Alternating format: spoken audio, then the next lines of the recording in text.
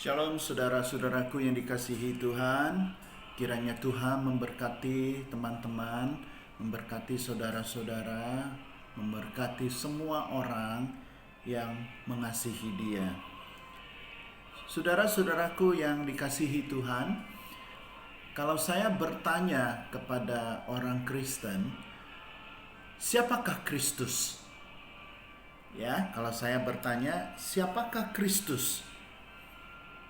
Saya yakin dan percaya pasti jawabannya banyak yang berbeda-beda. Ya, mungkin ada yang mengatakan Yesus adalah yang memberikan, yang punya kuasa untuk memberikan mukjizat. Kristus adalah orang Nazaret. Kristus lahir di Bethlehem. Kristus mati di atas kayu salib, ya, di Golgota. Nah, Kristus adalah orang Yahudi dan banyak versinya, saya percaya. Ya. Oleh sebab itu saya ingin mengajak saudara-saudara untuk merenungkan pertanyaan siapakah Kristus. Ya. Memang versinya banyak macam.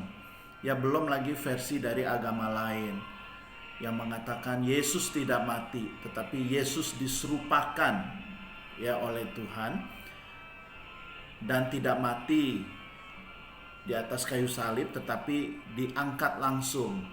Dan yang di atas kayu salib itu adalah Yudas. Ya, dan ada juga yang mengatakan Yesus tidak mati, bahkan diculik oleh murid-muridnya, lalu dibawa ke India. Ya, kalau kita bertanya bahwa siapakah Kristus, pasti jawabannya itu berbeda-beda. Ya, mungkin berbeda-beda itu dipengaruhi oleh cerita-cerita yang lain atau dipengaruhi oleh pengalaman-pengalaman masing-masing, ya, atau dipengaruhi dengan mitos-mitos yang ada, atau dipengaruhi oleh kepercayaan kita, termasuk agama yang kita anut. Sehingga setiap orang yang mempunyai kepercayaan, keagamaan, itu pasti ya mengatakan siapa Kristus itu dengan versinya masing-masing, dengan keyakinan masing-masing yang tertulis, khususnya orang yang percaya agamanya itu benar. Nah, saudara-saudaraku yang dikasihi Tuhan, apakah versi yang berbeda-beda itu harus dikatakan benar semuanya, atau hanya ada satu kebenaran siapakah Kristus itu? Nah, kalau hanya ada satu kebenaran yang namanya Kristus itu, maka kita harus mencarinya, merendahkan hati kita untuk biarlah Tuhan menyatakan kepada pribadi masing-masing. Bukan berdasarkan kepercayaan, bukan berdasarkan keagamaan kita, bukan berdasarkan pengalaman kita, bukan berdasarkan cerita-cerita sejarah atau mitos-mitos yang beredar. Siapakah Kristus? Saya kadang-kadang berpikir, mungkin gara-gara ini juga, ya, versi yang masing-masing ini membuat Kristus ini banyak yang masih belum percaya. Termasuk orang Kristen sendiri. Nah, oleh sebab itu, saudara-saudaraku yang dikasihi Tuhan, siapakah Kristus? Kalau di dalam kitab Wahyu dikatakan, Yesus berkata, "Aku adalah Alfa dan Omega." Nah, kalau kita sudah mengerti bahwa Yesus berkata bahwa Dia adalah Alfa Omega, Alfa adalah artinya awal. Awal dari apa? Awal dari segala-galanya, yang belum ada Dia sudah ada. Bukan dari awal yang sudah ada, hanya dibatasi dengan waktu lalu Dia ada. Tetapi Yesus Alfa adalah Yesus yang sudah ada. Sebelum segalanya ada. Sebelum segalanya ada itu apa? Dunia ini, manusia ini sebelum ada, dia sudah ada. Mengapa bisa demikian? Karena dikatakan di dalam Yohanes 1 ayat 1 bahwa firman, tadinya firman. Pada awalnya adalah firman. Firman itu bersama-sama dengan Allah. Dan firman itu adalah Allah. Dan pasal 4, dan ayat ke-14 dikatakan firman itu menjadi daging. Jadi ini kuncinya. Bukan pemahaman yang berdasarkan pengalaman pribadi lepas pribadi. Bukan pengalaman orang lain.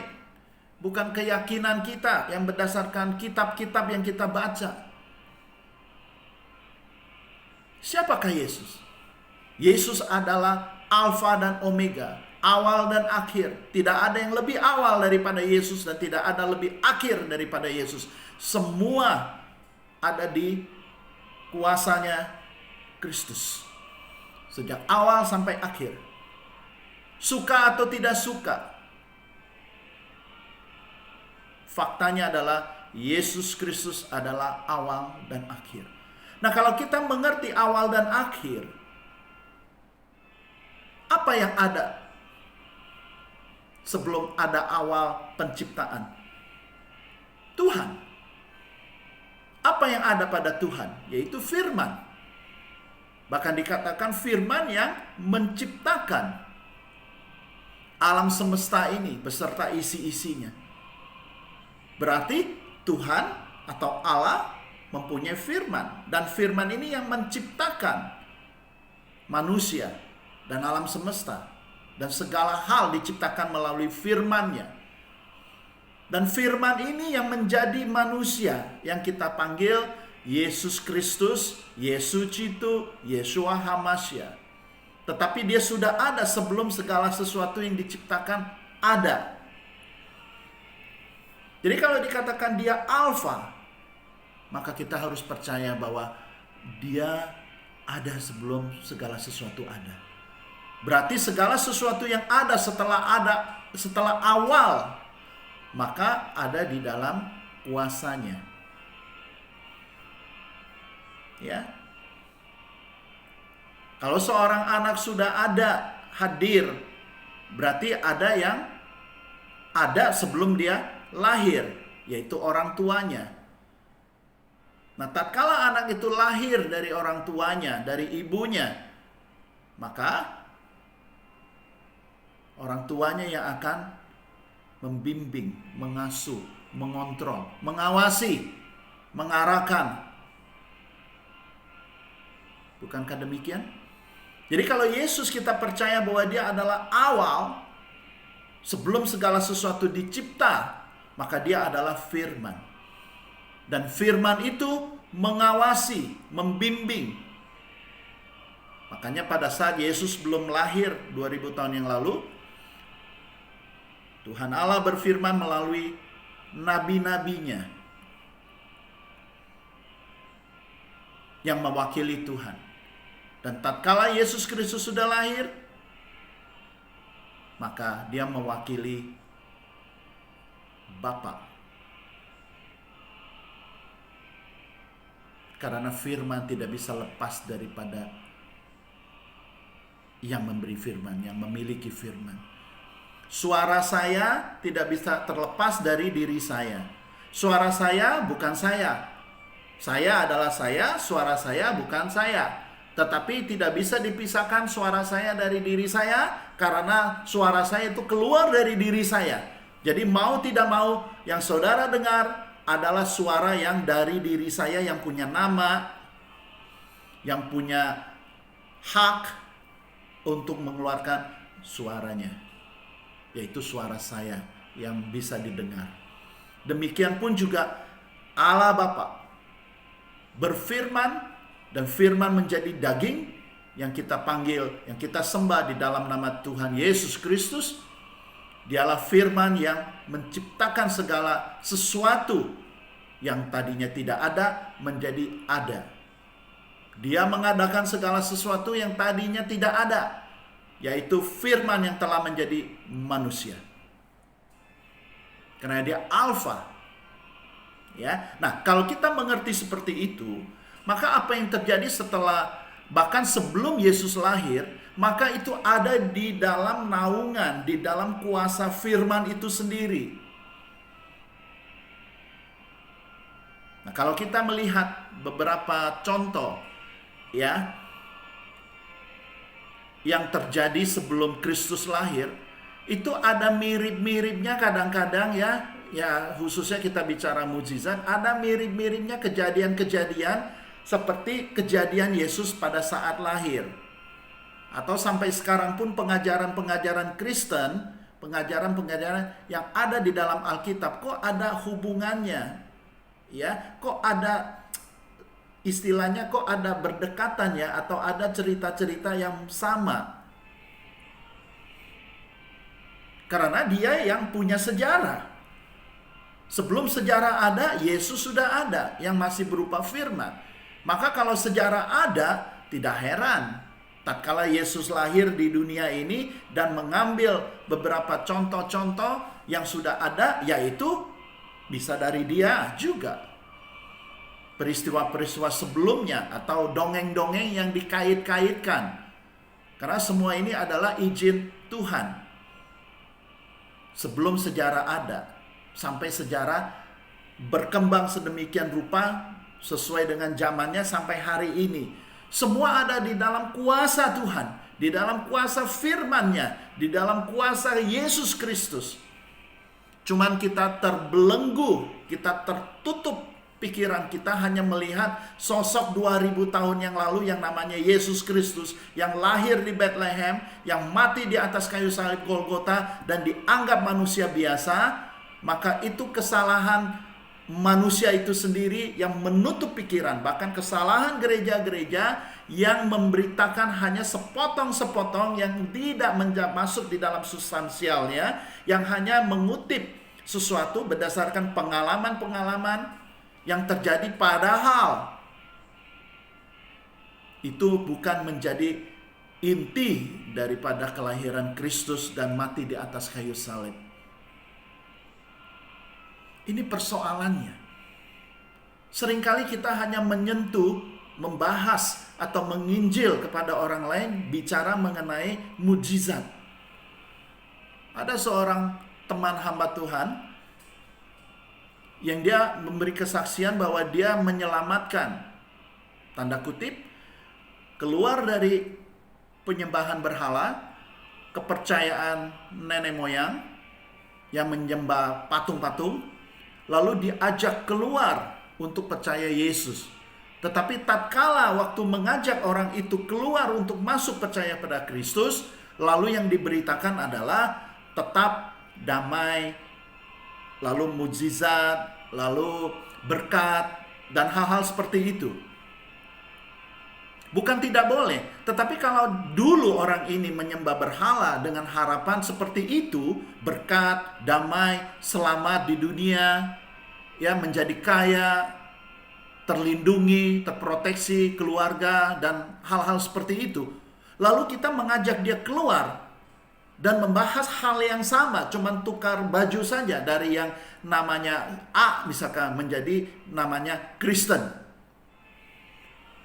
Apakah demikian? Apakah demikian? Ya. Nah, oleh sebab itu kita harus memberitakan Kristus yang lebih dalam lagi, sehingga orang mengerti bahwa Kristus ini memang beda, tapi bukan dibeda-bedakan karena agama, bukan karena Kristen beda dengan agama yang lain, bukan karena agamanya yang beda, tetapi saya mau katakan, agama apapun yang dianut, mau tidak mau tidak bisa terlepas dari yang namanya Kristus. Karena apa? Dia adalah firman Tuhan. Sebelum ada yang lain-lain, dia sudah ada. Jadi semua agama yang ada atau setelah Yesus lahir itu ada, itu semua di bawah kuasa Kristus, sang firman yang telah menjadi manusia. Ini yang paling penting. Sehingga kita tidak dikecokkan oleh si iblis, setan, yang mengatakan, kenapa kamu harus percaya Kristus? Loh, yang lain juga begini kok. Kenapa kamu harus percaya Kristus karena kasih? Yang lain juga mengajarkan kasih. Saya mau katakan, kalau agama bisa menyelamatkan dengan kasih yang dimaksud oleh Kristus, maka Kristus tidak perlu lahir dan menyatakan dirinya dan untuk diteladani. Kalau filsuf-filsuf sebelumnya bisa mendefinisikan dengan baik mengenai kasih dan menjalankannya dengan baik, maka Yesus Kristus tidak perlu lahir dan mati di atas kayu salib.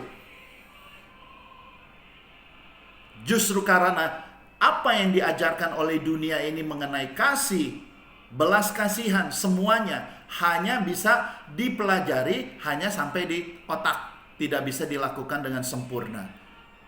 Maka Yesus harus lahir 2000 tahun yang lalu menunjukkan kasih yang sebenarnya. Sekalipun definisinya sudah benar oleh orang-orang lain, tetapi Yesus mau menyatakan definisimu itu tidak bisa dilakukan karena tidak ada aku.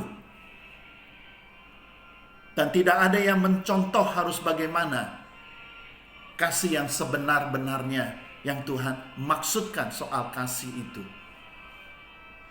Orang bisa mengatakan kasih itu harus berkorban, betul. Tetapi adakah pengorbanan yang benar-benar yang sudah dimengerti, yang dilaksanakan sehingga kasih yang disebut berkorban itu betul-betul bisa dilakukan? Tidak bisa.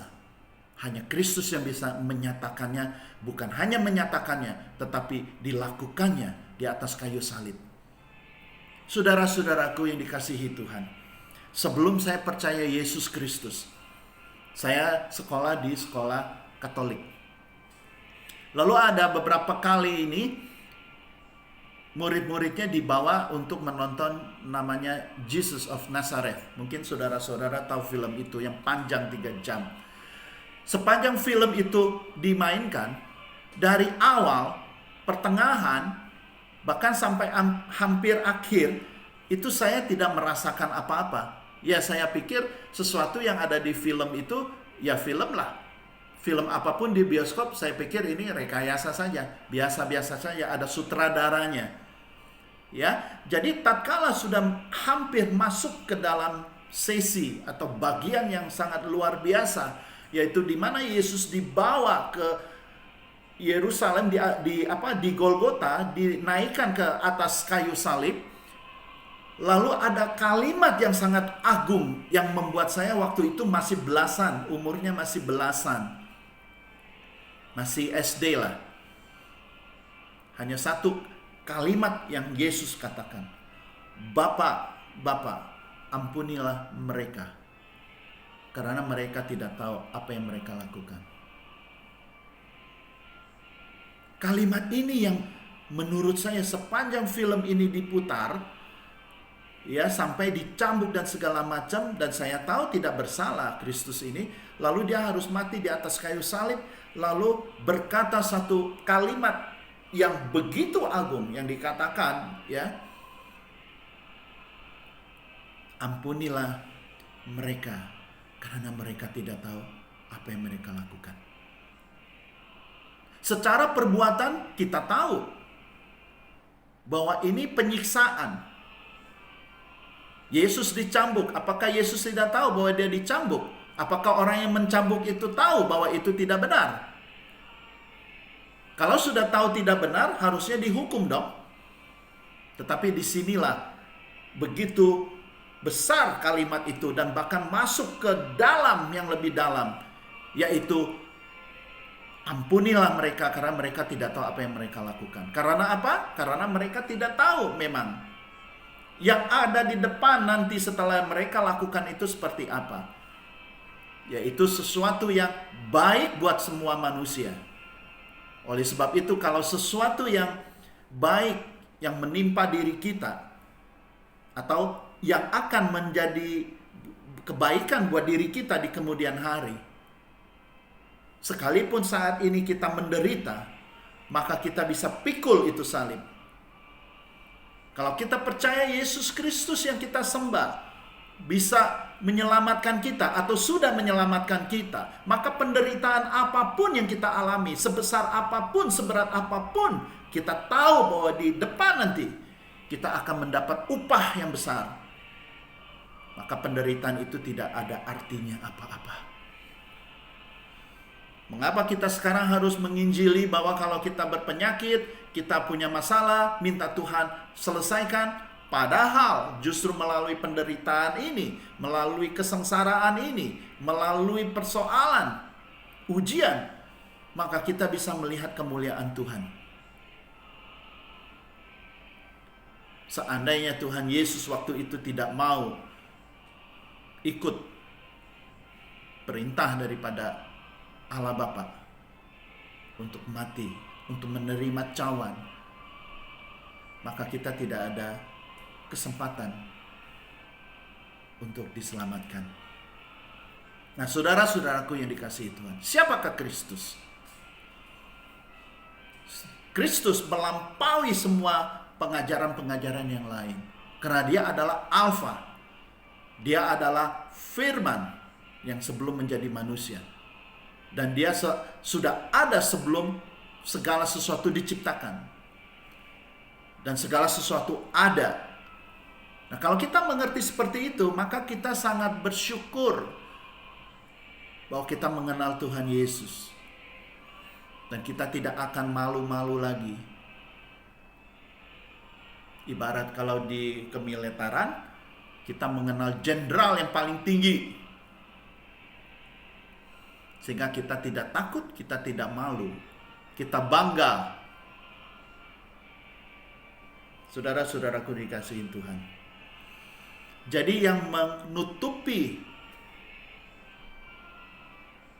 banyak orang yang tidak percaya atau masih belum percaya kepada Yesus Kristus adalah firman Tuhan yang menjadi manusia, bahkan dia Tuhan yang empunya kerajaan surga atau kerajaan dunia ini.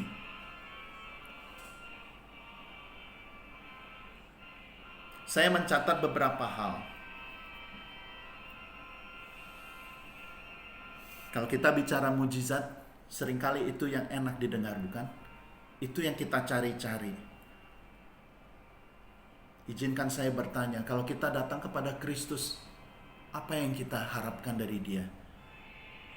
Supaya Dia menyelesaikan masalah kita, supaya Dia menghalau persoalan yang mungkin akan menyerang kita, atau kita berdoa kepada Tuhan untuk mengutuk, menghukum orang yang jahat sama kita,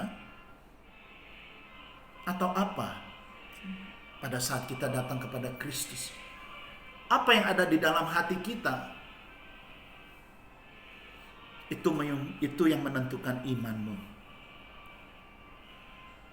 Kalau kita bicara mujizat, setiap kali Yesus Tuhan mau melakukan mujizat, diawali dengan tergeraklah hatinya dengan belas kasihannya. Tergeraklah hatinya karena belas kasihannya. Ya, jadi Yesus Kristus melakukan mujizat karena tergerak belas kasihannya.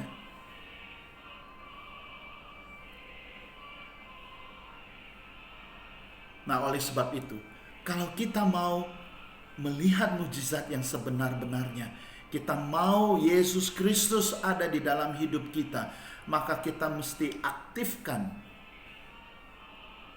kasih itu lebih besar. Karena apa? Karena Kristus sudah mengasihi kita terlebih dahulu.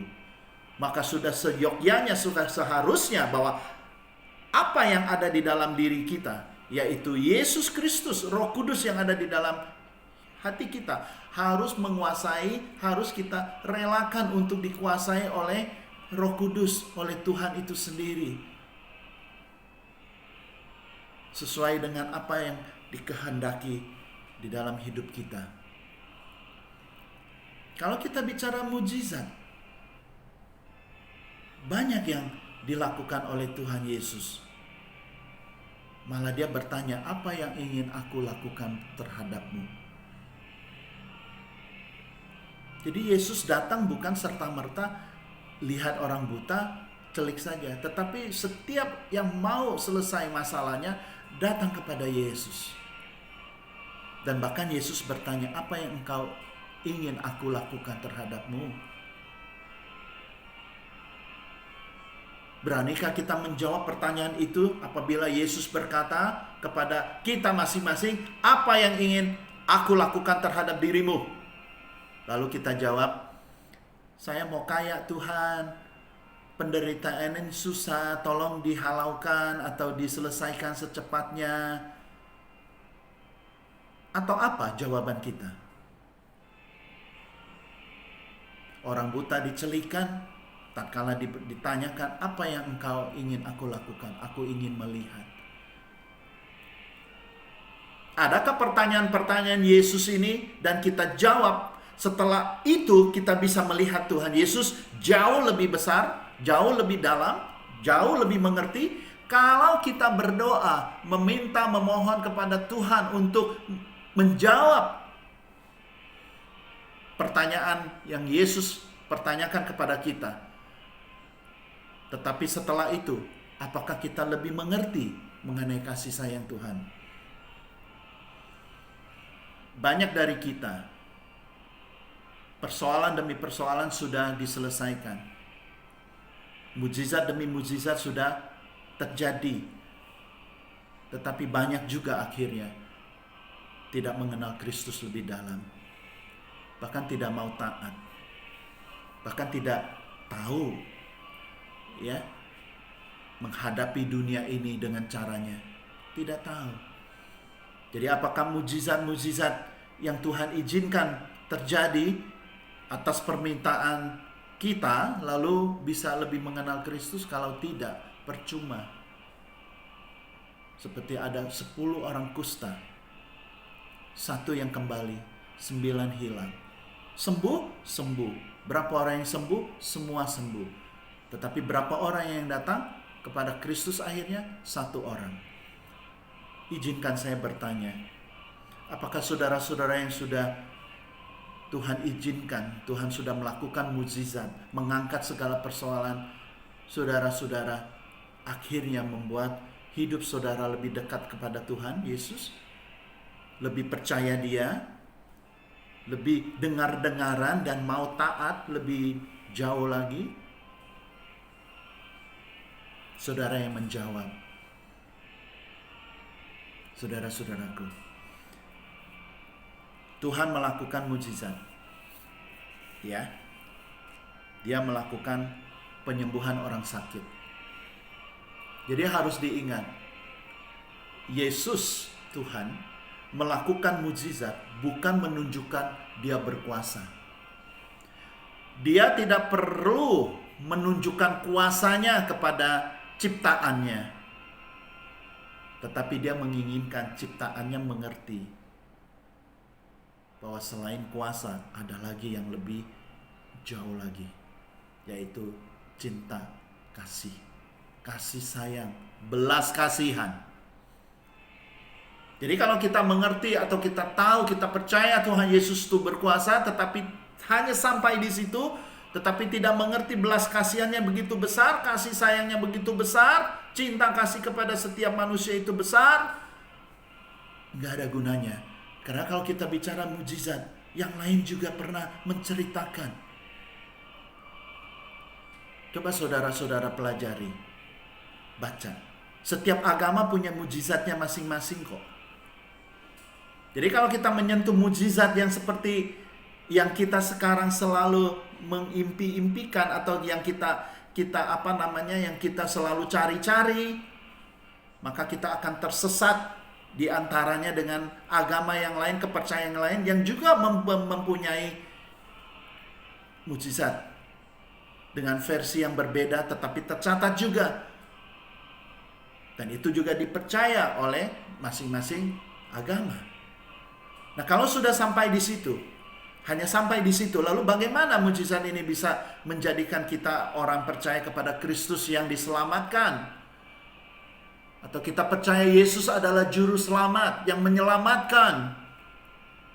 Akhirnya kita hanya jatuh kepada keyakinan kita, kebanggaan kita bahwa Yesus berkuasa. Tidak lengkap. Ya, Yesus menyembuhkan. orang sakit, hanya mau menunjukkan bahwa dia berkuasa atas penyakit dan dia melakukan itu karena dia punya belas kasihan. Bukan hanya menunjukkan dia berkuasa, tetapi dia menunjukkan berkuasa, dia mampu menyelesaikan masalah, bersamaan dengan itu ada belas kasihannya di dalamnya sehingga membuat dia menjadi Tuhan yang mampu menyelesaikan masalah.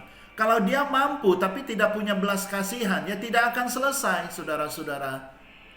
Banyak orang mampu melakukan hal yang baik tapi tidak mampu untuk melakukannya, atau tidak mau, atau tidak punya kasih sayang, cinta kasih. Ya percuma.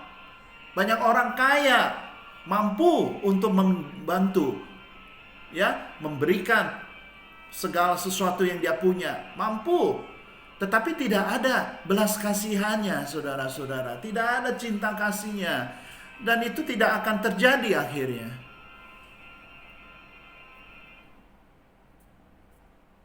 Dia menyembuhkan orang sakit, dia mengusir setan, ya. Dia mengusir setan, mau menunjukkan bahwa dia berkuasa, betul.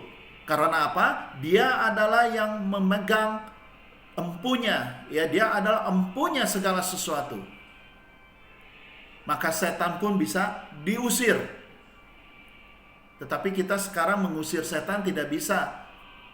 Akhirnya kita yang pergi, kita yang takut, kita yang berlindung di balik sesuatu yang lain lagi untuk mengusir setan. Ketemu setan, berlindung di balik setan, yang gak akan selesai. Kalau kita sudah mencatat Yesus bisa menyelesaikan masalah, bahkan bisa mengusir setan, maka kalau kita ketemu diri kita jahat-jahatnya kita, bukankah kita juga setan atau iblis tatkala kita berbuat jahat? Dan kalau kita punya kesadaran bahwa diri kita ada iblisnya, dikuasai iblis, maka datang kepada Kristus. Dia akan membereskan. Karena sekalipun dia bisa membereskan, kalau dia tidak punya belas kasihan, tidak mungkin.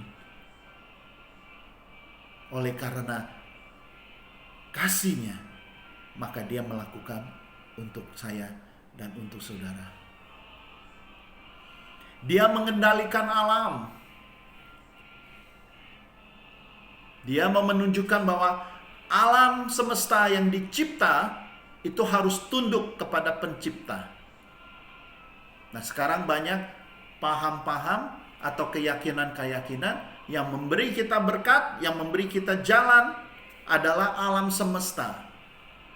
Loh, alam semesta aja tunduk pada dia kok. Alam aja tunduk pada Kristus. Kenapa kita tidak langsung percaya bahwa Yesus Kristus itu yang mengendalikan alam, mengendalikan kondisi saudara-saudara, yang yang menguasai segala bumi ini, dunia ini? Kenapa harus melalui alam semesta? Bukankah beberapa tahun yang lalu sudah ada satu buku terbitan, siapa namanya? Saya lupa itu, Ronda atau apa ya? Itu ada Law of Attraction. Jadi apa yang kita katakan alam semesta akan merespon sesuai dengan yang kita katakan, yang kita yakini. Sampai poster dipasang-pasang, ya. Misalnya rumah besar, kita impi-impikan, kita bayang-bayangi, kita kata-katakan, lalu itu akan datang. Karena alam semesta akan merespon. Lalu mengutip ayat-ayat di dalam bukunya, dan saya mau katakan, alam semesta dengan Tuhan itu beda. Alam semesta itu ciptaan Tuhan. Tuhan yang menciptakan alam semesta. Dan Tuhan juga punya kehendak. Apakah kalau kita minta sesuatu, kita mimpi-impikan, kita kata-katakan, lalu terjadi? Karena Tuhan mendengar kata-kata kita, apalagi bertentangan dengan firman Tuhan, saya nggak percaya itu. Tetapi kalau kita mengatakan sesuatu mau sesuai dengan firman Tuhan yang tercatat di dalam Alkitab, maka itu menjadi kuasa dan menjadi nyata.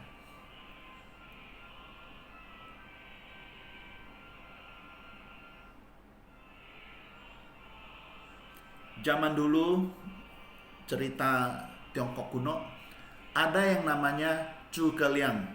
Ya, kalau saudara-saudara tahu itu film Sankuo Tiga Kerajaan ya, dimana salah satu perannya atau yang ada di cerita itu adalah Zhuge Liang. Nah, Zhuge Liang itu orang bijak. Saking bijaknya dia bisa membaca alam.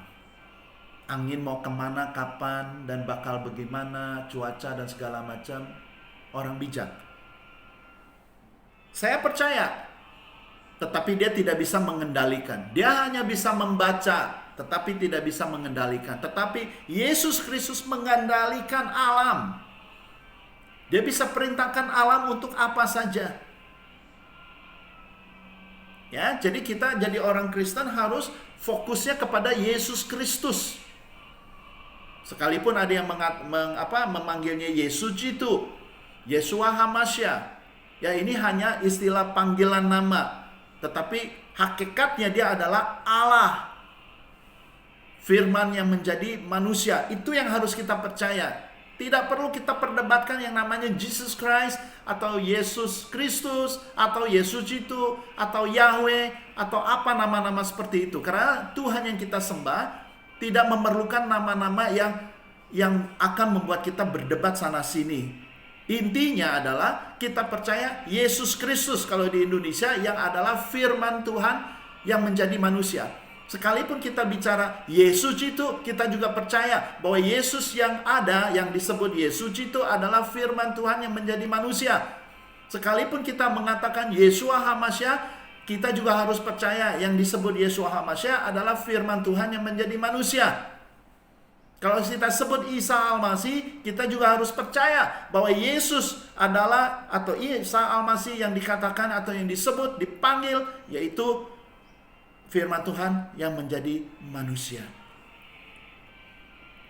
Sekalipun kalau panggilannya sama, tetapi tidak berkaitan dengan firman Tuhan yang menjadi manusia, itu bukan Kristus, atau Yesus itu, atau Isa Al-Masih, atau Yeshua Hamasya. Sekalipun namanya sama, tetapi substansinya beda. Bukan penyelamat, bukan juru selamat, bukan Yesus yang disebut Alfa dan Omega. Bukan. Jangan tertipu dengan hanya panggilan-panggilan itu. Ya, saudara-saudaraku. Dia kuasa atas kematian. Luar biasa.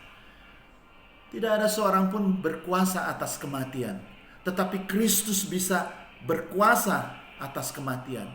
Bahkan di atas kayu salib, dia menyerahkan nyawanya. Dia yang menyerahkan. Dengan keinginannya sendiri. Dia menyerahkan. Siapa yang bisa menyerahkan nyawanya? Yang ada kan dicabut kan? Diambil. Diambil sama diserahkan itu beda. Menyerahkan itu dengan sukarela. Menyerahkan diri ke kantor polisi. Dia merasa, waduh saya salah. Saya ada sesuatu yang tidak benar. Lalu dia menyerahkan diri. Demikian pun juga Kristus. Dia menyerahkan nyawanya karena dia memang harus melakukan ini demi saudara dan saya. Demi orang-orang berdosa. Sekalipun orang berdosa masih belum percaya kepada dia. Karena apa? Bukan salahnya Yesus. Tetapi ada andil yang kita di dalamnya yang membuat orang tidak percaya kepada Kristus. Tingkah laku kita, motivasi kita, pengajaran kita yang tidak jelas, atau jelas pun separuh jelas. Kita selalu menceritakan sesuatu yang tidak inti. Misalnya contoh, kalau saya misalnya pergi ke Surabaya misalkan, lalu saya makan Indomie. Lalu ada teman melihat saya makan Indomie di Surabaya. Lalu dia bercerita kepada teman-temannya bahwa, oh saya ketemu ya dengan Daniel di Surabaya makan Indomie. Pertanyaannya, benar nggak saya makan Indomie di Surabaya jam sekian? Benar, tidak salah. Tetapi tahu nggak, saya ke Surabaya itu bukan makan Indomie. Tetapi saya ke Surabaya mau bertemu dengan siapa misalkan. Nah sama, kita selalu menceritakan Yesus Kristus itu hal-hal yang ada di dalam perjalanannya dia, tetapi bukan menceritakan sesuatu yang intinya tujuan daripada Yesus lahir ini untuk apa. Bahkan kalau di Alkitab mengatakan tidak ada seorang pun datang kepada Bapa selain melalui aku. Itu saja kita sudah nggak berani menyatakan di depan orang. Dengan segala alasan, dengan segala macam, bahwa kan orang baik juga. Bisa kan masuk surga? Kan Bapa atau Tuhan itu sangat mengasihi manusia. Jadi bukan karena agama. Memang kekristenan itu bukan keagamaan. Tetapi kita menyembah Kristus bukan karena agama. Tetapi kita menyembah Kristus karena memang dia adalah Tuhan. Alfa dan Omega. Firman Tuhan yang menjadi manusia. Itu saja.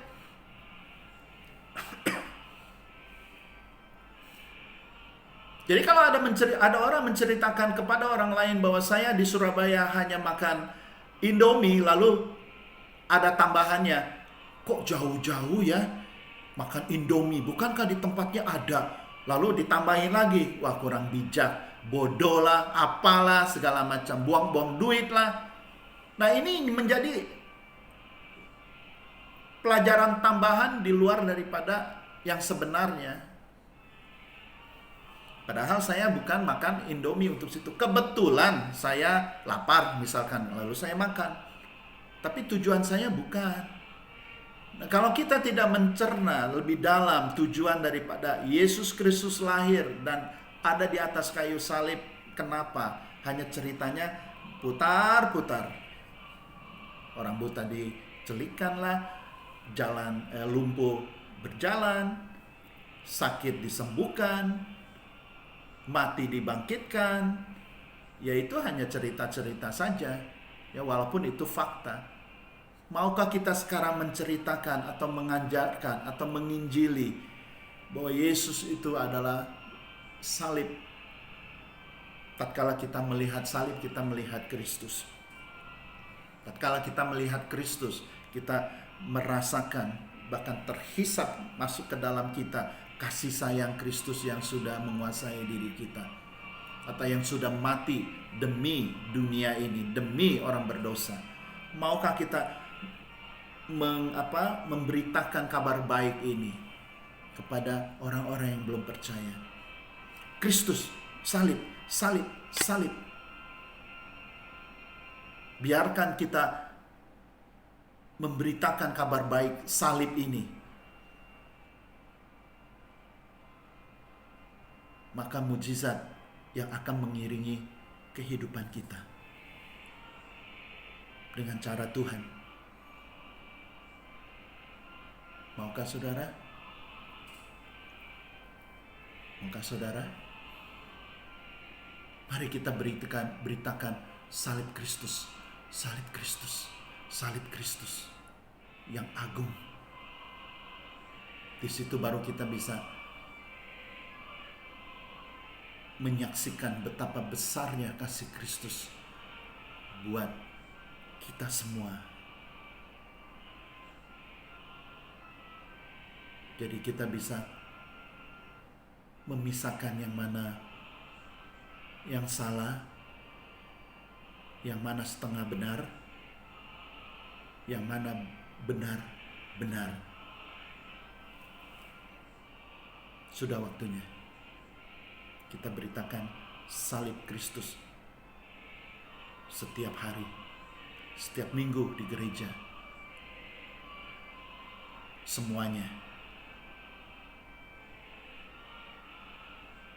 Tuhan memberkati.